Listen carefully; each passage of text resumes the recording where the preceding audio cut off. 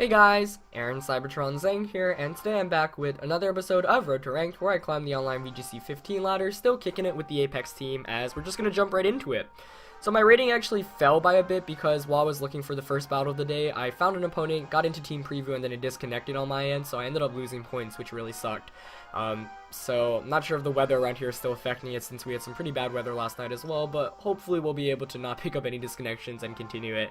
I'm thinking of actually making a compilation video of all these crazy DCs during the bad weather and whatnot, but yeah, hopefully we can reach over 1850 plus after today's episode, as I actually managed to break it after yesterday's, but then the disconnection happened. But yeah, so still kicking it with the Apex team. If you want to watch the individual matches, Team Spooky actually uploaded all of them on YouTube, as Dan from Canada with the rating of 1705 is going to be our first opponent of the day. I'll link the playlist in the description below, that way you can check out all the matches. There are a lot of exciting games, so definitely check it out if you want to watch some great Pokemon games. Dan here's got a team of Hariyama, Escavalier, Cresselia, Sylveon, Camerupt, and Porygon 2, so immediately that screams Trick Room. The Escavalier, Porygon 2, Hariyama, Camerupt, Cresselia all kind of indicate that. So now the real question is whether my opponent has the Mental Herb on Cresselia or not. If my opponent does not, then I can just leave Gengar and taunt it immediately to shut it down. But this is actually not the best matchup. Suicune here is good, just because it can take Camerupt's attacks. Of course, it is bulky in the defenses, so it can take Hariyama and the Escavalier rather well. But I actually don't have many good answers to Cresselia plus Hariyama, which is kind of the issue right now. So I gotta figure out who I want to lead with. Mega Venusaur actually does not like playing against Cresselia whatsoever. In general, not exactly the best Pokemon in this matchup. It's alright, just doesn't do very well against Cresselia or Escavalier, but against the rest of my opponent's team can do reasonably well. So figuring out who I want to lead with here is really tough. I think I'm definitely going to go with Gengar, though. That one is just kind of a given. Now the question is who I want to pair with Gengar. I'm leaning towards Suicune, but the thing is Suicune doesn't have as much offensive pressure as, say, Bisharp does. So I might actually go with Bisharp instead. Yeah, I'm thinking Bisharp, Suicune, and Venusaur in the back. That makes sense to me.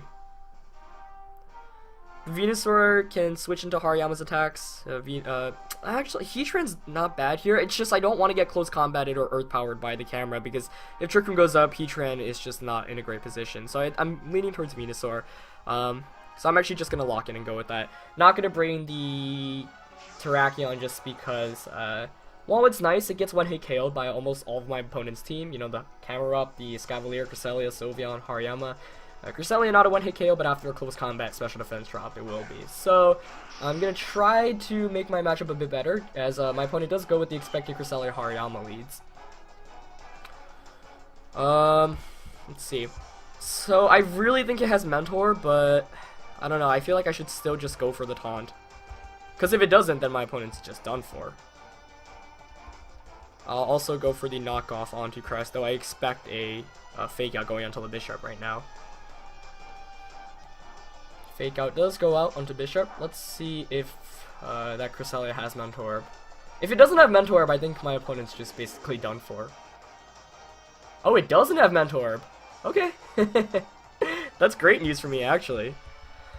I feel like on a team that dedicates itself to hardcore Trick Room like my opponent's, Mentor would be such a good item, but not going to be the case there. But hey, I'm not going to complain by any means. Let's see now. So I'm still in a good position, but my opponent does have a lot of offense with both that Hariyama and Cresselia. I'm thinking of Sludge Bombing Hariyama to put it in double target KO range the following turn. Just because Bisharp's pretty important in this matchup, and I can't afford to just let it faint to a close combat. So yeah, I'm just going to Sludge Bomb Hariyama and protect with Bisharp this turn. I'm fine if my opponent Psychics me, but Cresselia actually switches out, which is even better, into Escavalier. I don't mind that switch at all, just because now I can burn it. So I'm feeling pretty good about my position, just because I prevented the Trick Room up going from the beginning. And once again, I can't stress, I think Mentor would have been such a good item there. But Hariyama is going to get poisoned by the Sludge Bomb as he just close combats into Bisharp. Perfect. Wondering what ability that Hariyama has. I would guess Guts. If it is Guts, I just increased its attacking power. But I'm going to Will-O-Wisp with Escavalier here. Iron Head should be able to knock out Hariyama, so I'm just going to go straight for that. Though I don't know, Hariyama is a bulky Pokemon, especially after having used it so much, but wow, we see Bullet Punch coming out. Okay. As Willows connects with the Escavalier, does it have Lumberry? That might be a potential item. Let's see. Nope, it doesn't. So wow, just my opponent not having any of the items I'm expecting it to, as Ironhead was able to knock out the Hariyama there, of course, boosted by the Life Orb. So Bullet Punch, interesting, and that's not a move you see on Hariyama too often, as Knockoff comes out from the Escavalier onto Gengar, does pick up the KO there, so nice swing of momentum for my opponent there, because now he can switch in Cresselia, though getting Escavalier burned was really good as well, as I'm definitely going to bring in Suicune here. I would expect to see Cresselia, but let's see. The thing is, my opponent's last Pokemon is either going to be Camerupt or Sylveon, most likely the Camerupt, and if it is, then I have Suicune, which kind of just walls the Camerupt, so I'm not really worried about my position right now as this guy, as Cresselia, excuse me, does come in. I'm just going to Scald the Escavalier here and go for the, actually I can double target Crest, though I'm not, yeah, I'm gonna go for the double target because if I do KO it, then that's basically a win right there. And even if it doesn't KO, like Escavalier's not the threat right now. But yeah, that should be a KO. So perfect. As it's Rocky Helmet there, makes sense. But once again, I can't stress. I think Mentor would have been such a better item. Suicune's gonna get the Scald here and is gonna be able to pick up the knockout. In retrospect, I also could have doubled into Escavalier, but of course, Protect was a possible move there as it goes for another knockoff. So. Not targeting my Bisharp here. I feel like if it has the Mega Horn, it could have potentially knocked out my Bisharp, but Bisharp being able to stick around for longer is really important just because it is the best Pokemon in this matchup in terms of offense. And Camerupt does come out for my opponent here, so all I have to do is Scald it and knock off the Escavalier. So yeah, I feel like the kind of course of this game was really dictated by that very first turn. And that's why I would at least, if you're running such a hardcore Trick Room team, I feel like Mentor might make a bit more sense. Rocky Helmet definitely makes sense, but I don't know, if you're dedicating yourself so hard to Trick Room, you basically need to ensure yourself that Trick Room actually manages to go up, as Akaberry is actually the item from Escavalier there. Suicune Scald, not going to KO the camera, but Escavalier going for the Drill Run here, targeting Bisharp, pretty cool animation there, so oh wow, it doesn't even knock me out, as Escavalier feints to the burn, so. Yeah, so that's the interesting thing about Trick Room teams. I mean, most teams that you see with Trick Room don't, you know, have like 6 Pokemon that can dedicate themselves to Trick Room, just because if you do have a team that's so slow, it basically says if you don't get Trick Room up, you're in a lot of trouble, as really was the case for this match. You know, there's so many examples of Trick Room teams in history that have had fast Pokemon as well. For example, I think a really good example is, you know, the team that Ryosuke and I used at 2013 Worlds, where we had Pokemon like Landorus T and Thundurus and Rotom Wash, which could function perfectly well outside of Trick Room. For my opponent here, you know, relying on Pokemon like Escavalier and Camerupt, those are Pokemon that really need Trick Room to go up, because otherwise they're just going to get attacked and KO'd beforehand. So Escavalier is also interesting because my brother won the 2013 World Championships with it in the Juniors division. Haven't seen it really used. It really was just never that popular in general, but it made sense on my brother's team. So we're going to pick up a win there as we jump back into it, and we're 5 points away from 1850 plus. But I think it is cool to at least feature an Archetype team, kind of like that, just because Trick Room is a very popular strategy in VGC. You know, it's used every year to really great success, regardless of the format. Just, it manages to work every year, as we're going to find a second opponent really quickly, an 1804 rated player from Japan, with a team of, ooh, wow, this is interesting, Zapdos, Amoonguss, Landorus, Tyranitar, Aegislash, and Blaziken. That's the real interesting one to me there. Don't know if it's Mega Blaziken or not, just because Tyranitar is on my opponent's team as well, but would not be surprised to see if it, would not be surprised to see a Mega Blaziken. Pretty standard team otherwise in terms of Pokemon, Zapdos, Amoonguss. Amoonguss, of course, very annoying to deal with, but I feel like Venusaur is pretty solid here, just because it can take hits. Can kind of wall, and Amoonguss can't Spore, which is really important. One of the reasons why I like Venusaur is because it prevents Amoonguss Spore spam, and because you can attack through Rage Powders, which is really awesome. So definitely going to want to bring that Venusaur. The question, always the question, is who do I want to lead with? Now, Gengar is always kind of my go-to lead, but the thing is, Gengar does not like going up against that Tyranitar or Aegislash at all. Though Gengar Bisharp's actually kind of solid here. Though I get the feeling of my opponent's going to lead with the Blaziken. This is why, I mean, VGC is such a matchup-based game. It's like, if you can call the correct leads and get the optimal lead matchup, you're in such a good position already. But if you don't call, you know, you're not in a very good position. So that's why I tend to go with the safest leads, as opposed to going all in with 2 leads where I know I can beat my opponent half the time and then just lose the other half. I'd rather just have a lead matchup where I can, you know, safely switch in or whatnot, just to give myself a better position right from the start, regardless of who my opponent leads with. Right now, I'm leaning towards Gengar and Bisharp, though, with Venusaur in the back. So let's see. Gengar, Bisharp. I guess the real issue here is if my opponent leads with Blaziken Tyranitar, because the Tyranitar could break my Focus Sash. Tyranitar, Blaziken. Okay, I'm gonna have Venusaur in the back, and I think Suicune is the last one to deal with Blaziken and Lando T. So that makes sense to me. Zapdos is one of the scarier Pokemon to go against with this team. Just electric types in general, because stab boosted Thunderbolts are really never fun to go up against. But I'm curious as to what my opponent has here, especially that Blaziken. I'd love to see my opponent actually bring it here. We are going to see Zapdos and Blaziken. Okay, against Gengar and Bisharp. Bisharp's going to want to get out of here immediately. Good leads by my opponent here. I think that actually counters everything I have pretty darn well. Blaziken here actually might just attack Bisharp. So I do want to Icy Wind, but the question is, do I want to stay in with Bisharp, expecting him to protect the Blaziken? You know, just Icy Wind and knock off the Zapdos, you know, making that big play, or do I want to just switch out into Venusaur?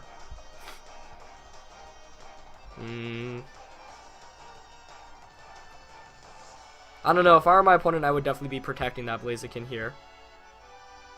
Let's see, but I do kind of need Bisharp for the rest of this match just because it beats Lando, Aegislash, and Tyranitar. So I don't know, it's not like Venusaur can really do much offensively either. Honestly, I think I'm just gonna go for, I hate playing it safe, but I can't afford to lose this Bisharp right now just because it beats all of the rest of my opponent's Pokemon so darn well, so I'm gonna pull the switch, as it is Mega Blaziken. Though the issue is normal Venusaur does not have Big Fed, so if my opponent, for example, targeted that slot with a Fire type attack, I might just have walked into a huge trap. Okay, so good to see that Blaziken did not protect, so at least I don't lose Bisharp here. And I do get an Icy Wind off, which would negate a speed boost, but I think we might see a Fire type attack going into the Venusaur, and I think I just misplayed a bit. Okay, but Low Kick comes out. Thank goodness, as that did so much damage. That was definitely a crit, yeah. Oh wow, the Heat Wave coming out from Zapdos. I don't think it'll knock my Venusaur out, but still not good for me here. As another crit onto Gengar and the burn onto Venusaur. Wow, wow. Venusaur just took probably double the amount of damage it really should have this turn. Ah, man. 2 crits and a burn. That's unfortunate. That sets me back so much, too. That's the main issue here. Okay, I really need to try to knock out this. Oh, man, I'm in so much. I can't stress out how badly Venusaur taking that much damage was. Like, had Low Kick not crit and had Heat Wave not burn, I'd be over 50% right now, which would be perfectly fine. But the Zapdos and Blaziken lead here was just really bad. I actually just have no way to really deal with it, in general. I'm thinking, what else? What could have I led with to give myself a better matchup? Perhaps just not leading with Bisharp, just because my opponent had the best way to counter Bisharp, but oh, that's definitely frustrating. I'm gonna go for the Sludge Bomb, I think, onto Zapdos, because when Zapdos goes down, at least Suicune can deal with Blaziken. I'm just gonna double into Zapdos here, and I don't know, if Blaziken protects, that would be nice, but I don't expect it to protect. Honestly, I can't see myself even. I'm trying to figure out how I can come back in this match after how bad of a turn that last turn was. And yeah, no protect coming out from that, so let's see how much Sludge Bomb does here. Decent amount that gets the poison, but we're still in a lot of trouble here, and it does have the Citrus Berry as well. Oh man, this Blaziken puts on so much offensive pressure, it's actually kind of crazy. Hidden Power coming out from Blaziken into Venusaur. Does pick up the KO there. I'm guessing HP Ice. If it didn't pick up the KO, that would have been pretty funny. As we do see a T-Bow going into Gengar, that's probably going to knock me out. Yeah. So yeah, this Zapdos Blaziken lead, man. Oh my gosh. I just don't have answers to it. That's the thing. As we do see another speed boost coming out from that Blaziken. So yeah, like, that's such an offensive core, but it makes so much sense. Like, I think it's just really powerful, and like, I'm glad, you know, I'm losing to a Blaziken, but this team makes so much sense to me. Like, to see that duo actually work is pretty cool, just because I haven't really seen like Blaziken being used effectively really at all. I have seen normal Blaziken, which Marcus Yoshi used, but this is the first time I'm seeing that kind of Blaziken. Oh no, let's see.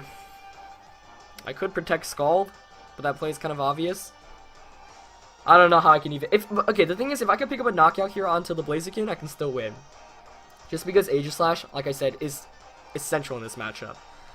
So I want to just protect and Scald here, but I'm thinking my opponent might protect with the Blaziken, expecting that play.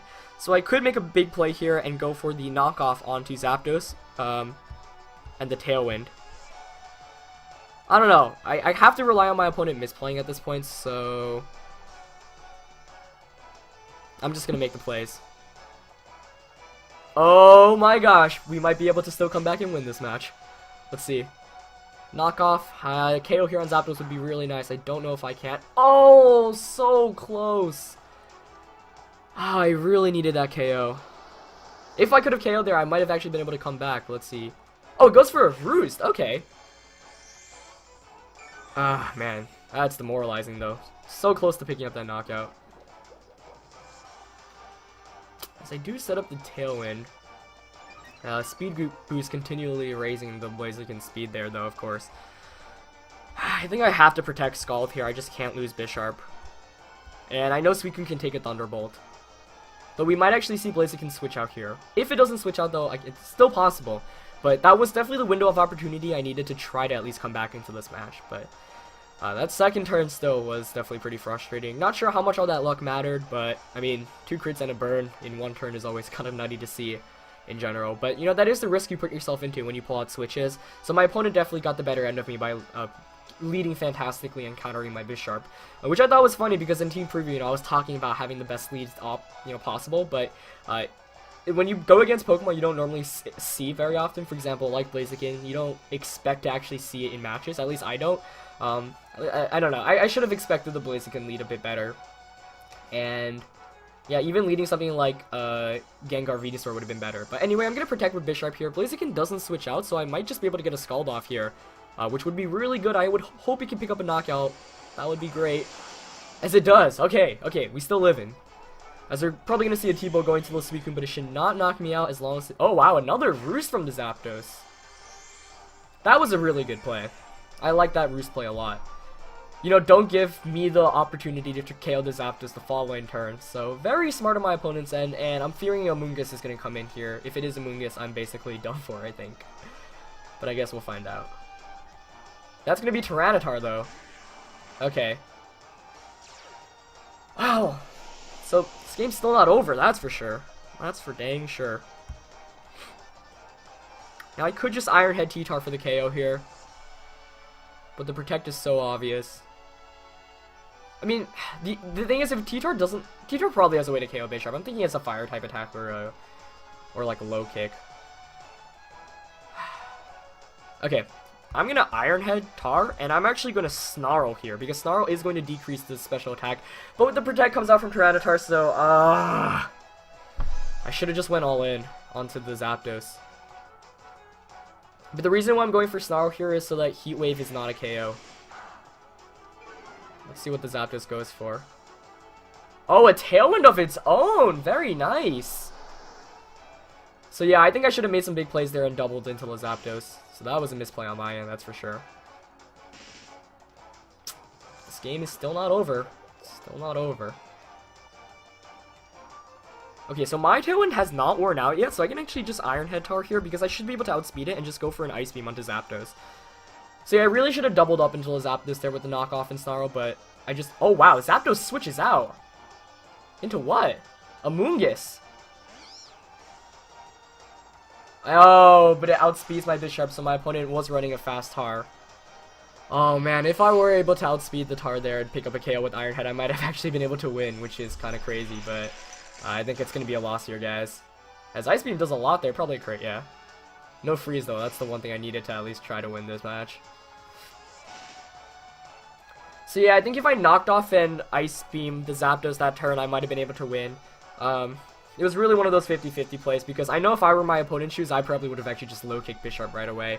But, you know, I needed to make some big plays to come back into the game, and the Tailwind play was definitely good, but the Tar outspeeding there was very clutch as well. I'm going to try to knock out a Mungus here, as we do see Rock Slide coming out, but it's going to be a lost cause with Zapdos in the back. Very well played by my opponent's end. Very nicely done. As Mega Venusaur not being able to do anything was kind of a big issue here for me, because it just took way too much damage that turn I switched into the, you know, the crit low kick and the Heat Wave burn. Because Mega Venusaur is one of those Pokemon that kind of relies on being really bulky and annoying, but it just wasn't able to do anything.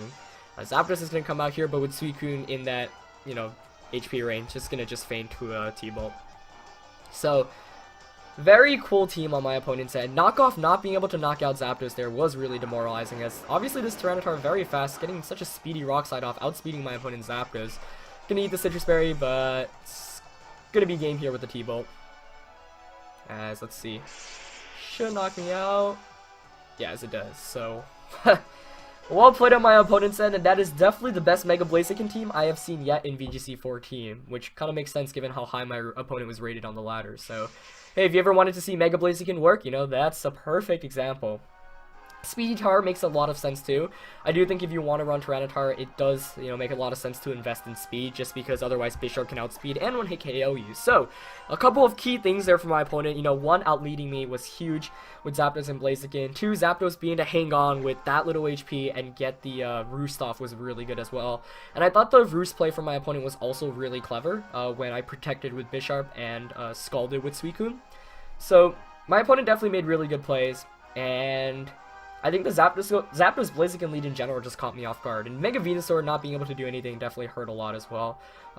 Just because, you know, I kind of lost the Pokemon way too early, and that was one of the Pokemon I deemed essential to this matchup. So, I also really, like, if I just doubled into Zapdos that turn, I think I actually would have. Actually, no, in retrospect, I think I would have lost anyway, because my opponent had a Mungus as the last one. So all my opponent would have to do is was Rage Powder with the Mungus and low kick my Bisharp. So yeah, I don't think I actually had a way to win that match, just because Amoonguss was my opponent's last Pokemon.